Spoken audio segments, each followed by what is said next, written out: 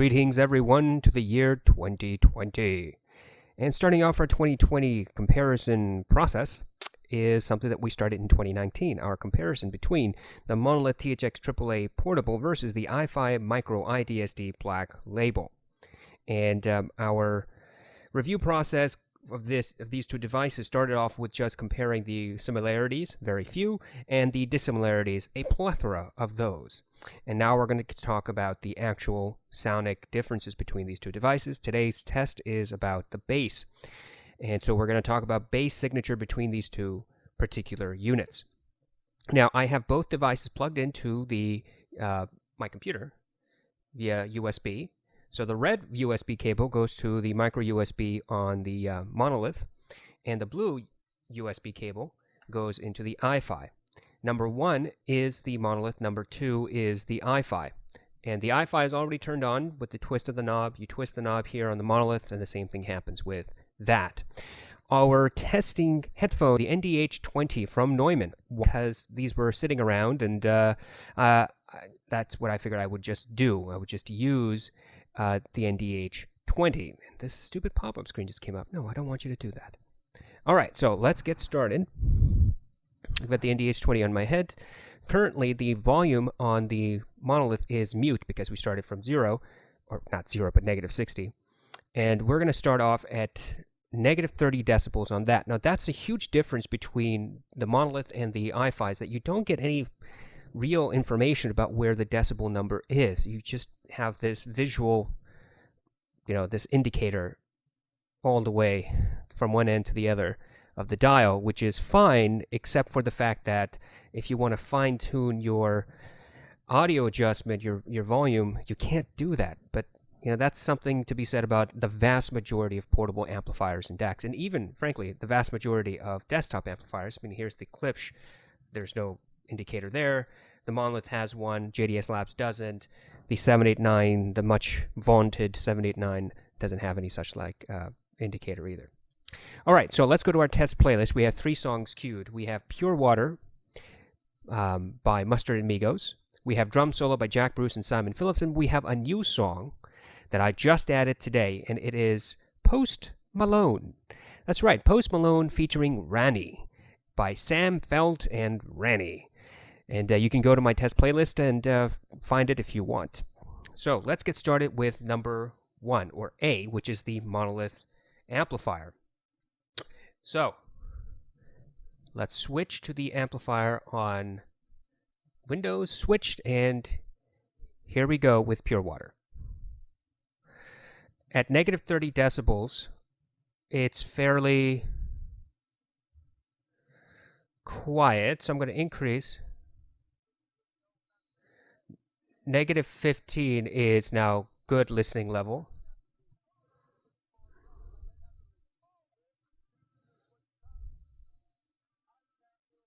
And I can hear just a very clean, clear bass response. Increase the volume again to negative 10. And negative 10 is extremely loud. It's louder than I would ever listen to these headphones. But there's no bass umph here. In other words, even though that you can hear it, there's no bass slam, there's no thumping, thump, thump, which the song is supposed to have. Now, that part of the reason is because, obviously, the headphones, the NDH20 doesn't really have a whole lot of bass involved. It's pretty rolled off in the bass response. And the Monolith doesn't really accentuate any bass. The vocals are clean and clear. There's no distortion. The bass doesn't bleed into the vocals. Okay, so now let's switch to the iFi. Let me see where the iFi is on my computer. Here we go. Now we have switched to the iFi, and let's start again. I'm going to bring volume up to about, it's hard to tell, but I would say this is about 9 o'clock. I'm going to increase to about 10 o'clock. And 10 o'clock is about as loud as negative 15 was on the Monolith. The bass response has a slightly more lingering to it, a little bit more reverberation on the iFi than it does on the Monolith. I haven't started on the X bass at all, so the X bass is not engaged. I'm gonna switch on the X bass here, and let's see what happens. And there's a definite difference between the X bass and no X bass. Let me try it again. I'm going to turn the X bass off. Increase again to the X bass. Yeah. What the X bass does is just slightly, ever so slightly increases the sub bass frequency, and so you get a slightly longer reverberation. It's not a night and day difference, but it's a noticeable difference. Boom, boom. So when the X bass is off, the bass sounds like this. Boom. With the X bass on, it sounds like this. Boom. Just slightly longer, very tiny bit. Now we can turn on the 3D effect there as well. And the 3D effect just widens the soundstage just a little bit. So the soundstage is about here, let's say. With the 3D effect on, it goes to here.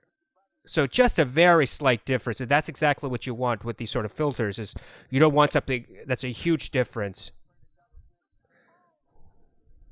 So the difference I can say between these two on Pure Water is simply that the iFi has just a slight emphasis more on the bass and a bit more reverberation to the bass hits than the Monolith. In fact, the Monolith sounds pretty anemic in the bass response compared to the iFi.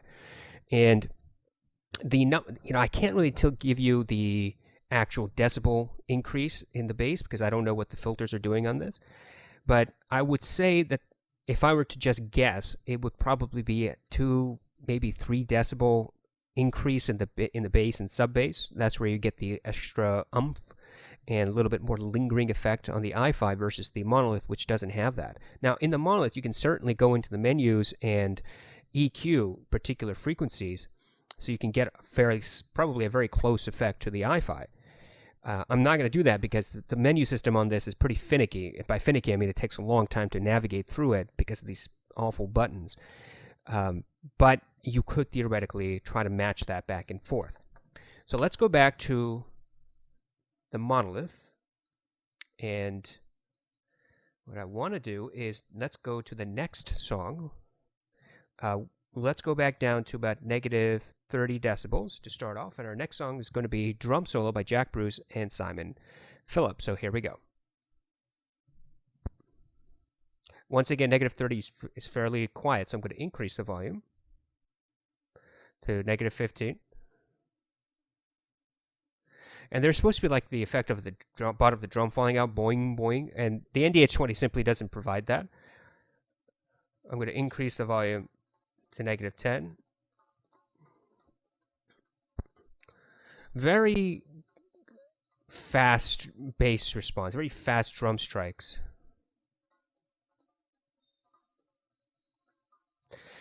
In fact, there's really no lingering effect to the bass strikes, the drum strikes. It goes thump, thump, thump, thump, thump, thump, thump, thump, thump, that fast.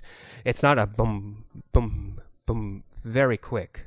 And now that he's riffing on the drum set, let's increase the volume again to negative 5.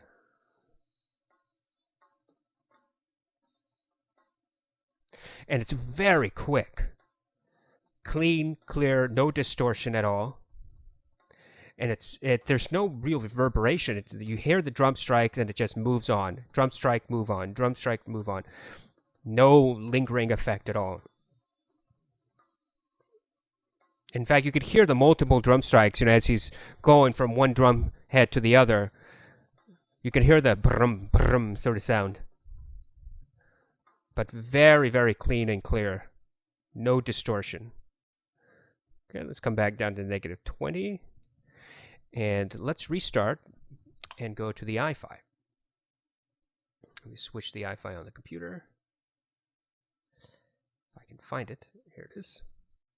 And the volume currently on the iFi is like just a little bit over 9 o'clock, just a little bit above 9 o'clock. And let's go. I'm going to increase again to about 10 o'clock. At 10 o'clock, it's just about negative 15, about negative 10 on 11 o'clock is about -10 on the Monolith. And you can clearly hear the difference in this one. The drum strikes have a bit more emphasis on the iFi, just a tiny bit more emphasis. And there's a slight longer reverberation to the drum strike on the iFi than there was on the Monolith. It's like, so when he hits the drum on the Monolith, you go bum, bum, bum, bum, right? And on the iFi, it goes bum, bum, bum, bum, just a slight bit longer reverberation. And now he's going to start riffing. And you hear the riffing. Yeah, just a tiny bit longer resonance on the drum strike. If I turn on the X bass, so let me try that on. And it becomes a thicker bass, so it sounds like there's a bed sheet over, or a comforter or something over the drum head. It becomes thicker, like he's going through, some tough material before his drumstick can hit impact on the drum head itself. And if I turn that off, that thickness goes away. If I turn on the 3D effect, I think the 3D effect just really takes away from the drum strikes a little bit because they become less emphasized. Now, what happens if I switch both of those on? Let me go back a little bit.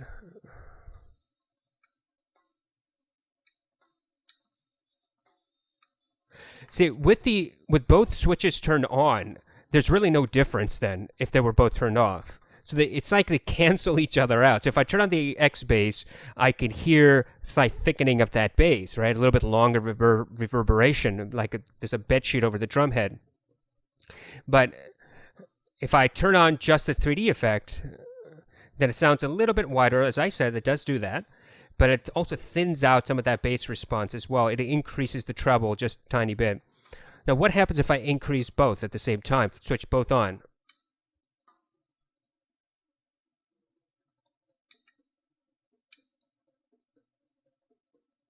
Yeah, so what happens is essentially that with the X bass and the 3D effect turned on, it just increases the volume on the bass and the treble just a little bit. And so they cancel each other out. You just get a little bit more volume out of it. It doesn't really work well. So let me explain. With the X bass turned on, you get that thickening of the bass. With the 3D effect turned on, you get slightly wider soundstage and a thinning of the bass. If you turn both of them on, they essentially cancel each other out, that thickening and the thinning, and you just get slight increase in volume. That's the way I would explain it. So turning both on doesn't really do anything other than really just increase the volume a little bit more. I mean, you can also do that by, I don't know, twisting the knob. But I just simply don't think that it's worth turning on both filters at the same time. I would turn on one or the other depending on your particular taste. Turning on both, I mean, if you hear a difference, that's great. I don't. Now, by the way, we've been using this on, where is this? We've been using this on turbo mode, by the way. So just keep that in mind. I forgot to tell you that. All right, so let's go to our last song. Let's switch back to the Monolith real quick. And where is the Monolith? Here we go. Got the Monolith switched on Windows, and we're going to Post Malone. I was working out the other day, and I listened to Post Malone. I was like, hey, Post Malone sounds like a good song. So let's start with that. We are currently at negative, where are we? Negative 20 decibels on the Monolith. Here we go. And the beginning of this song starts off with this synth-type electronic music. I mean, it's a hip-hop song, so you would expect a little bit of that. The bass actually comes in the middle of this song. So let's skip ahead a little bit. We're 1 minute in, and this is where the bass comes in. I'm going to increase to negative 10. And negative 10 now, it's very loud. But you can't really feel the sub-bass presence with this. It's fairly light. So instead of boom, boom, boom, boom, boom, boom, boom, boom, it sounds more like bum, bum, bum, bum, bum. Very light. It's clean. It's clear. It's undistorted. You can hear the bass. You can hear the vocals. It's very clear. But, you know, the impact of these types of hip-hop songs is that you're able to actually listen to the bass emphasis. And the Monolith simply doesn't provide that, at least not to my preference.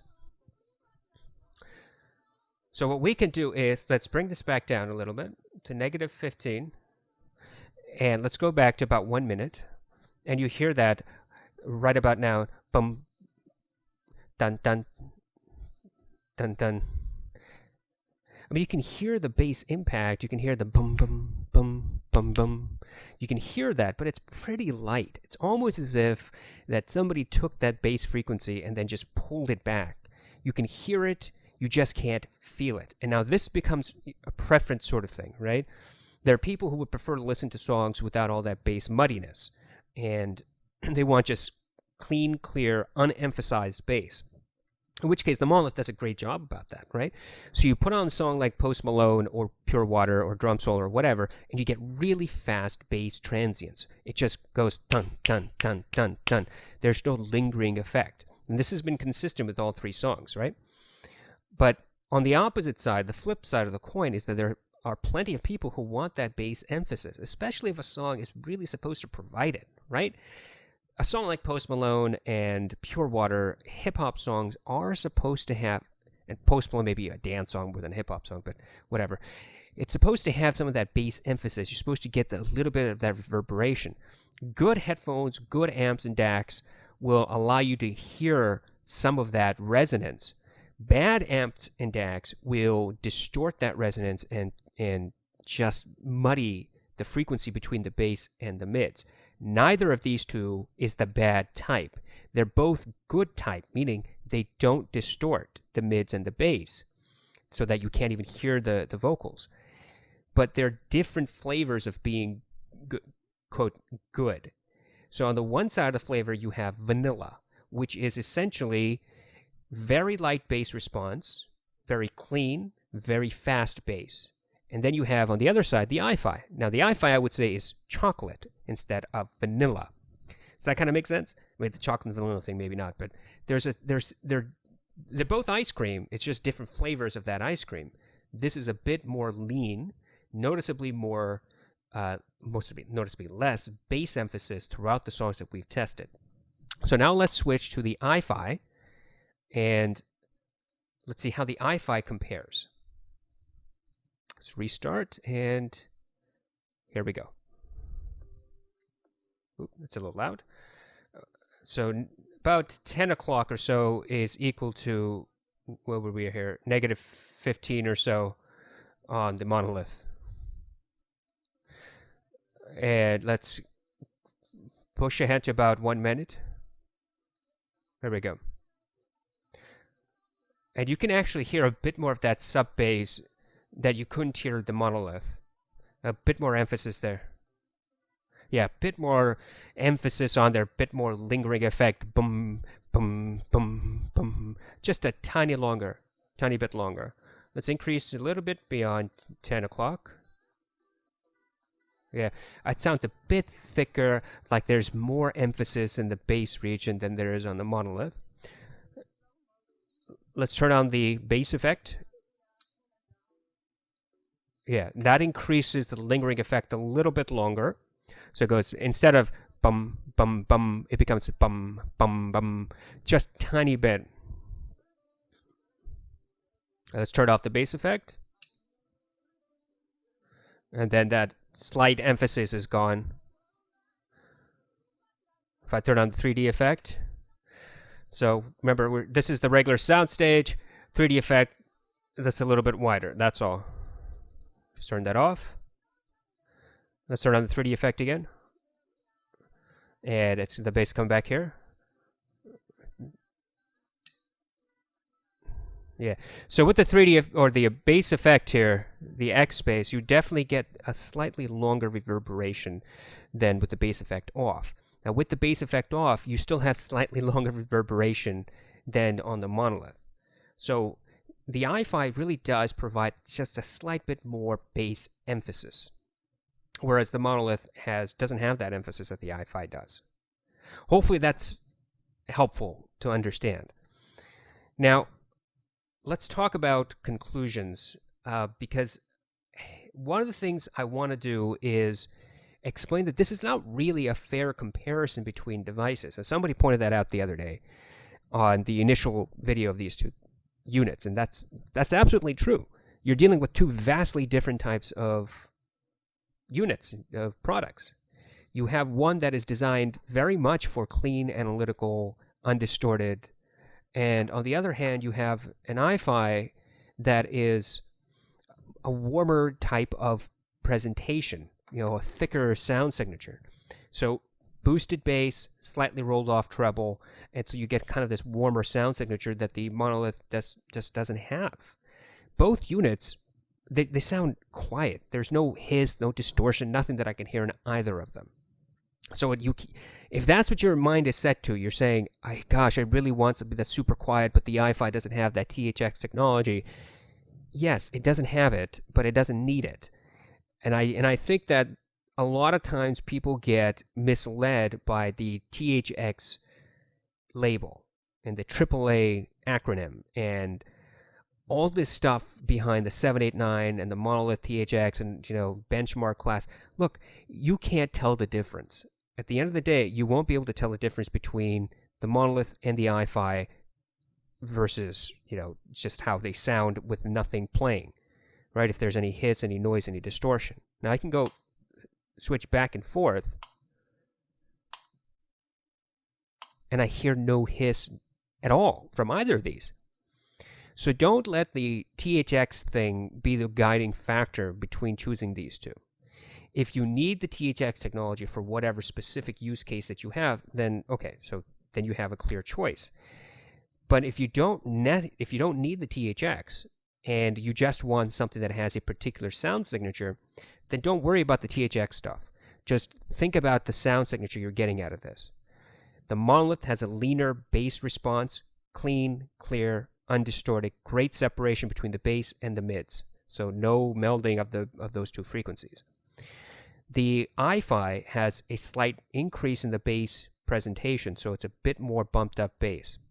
And on top of that, with the bass filter turned on, it increases the reverberation of that bass that is present and provides just a little bit increase more on the bass, which you can probably mimic on the Monolith. If you go through the menu and do the EQ settings yourself, you could probably find something that's fairly similar to the iFi. But this is just very simple. You turn on, you turn it off. You don't need to mess with menus. You don't need to fine-tune particular frequency response. You just on and off. Either you like it or you don't. That's the other part of it. If you don't like it, then you're going to be disappointed. Whereas with the Monolith, you can still fidget and play until you're hopefully satisfied with the sound signature that you're getting. Overall, these two things are, again, vastly different. And if you're trying to figure out which one of these two is a better purchase, you can get a very similar sound signature if you buy the Chord Mojo, with all its faults combined, I know, but you can get very similar sound signature from the Chord Mojo. But if you want the extra features that the Mojo doesn't have, the features you're actually going to use, then the iFi is the only other game in town, I think. If you don't like that increase in bass, you want something that's more analytical, you want a little bit more neutral sound signature, then you have the Monolith, which is significantly cheaper than the iFi to boot, about $300 cheaper. I hope that this has been of some help. If you are thinking about between these two units and you just want to know about the bass response, hey, there you go. Hopefully this is of some instruction for you. If you have any questions, leave them in the comment section below. I would hope that some of you might consider donating a couple bucks to me on Patreon. Every little dollar here or there helps me save money so I can buy new and old products to review thoroughly for you, right there, for you. So if you wouldn't mind, that would be fantastic, and I would really appreciate it. Other than that, I will talk to you in the next video. Take care.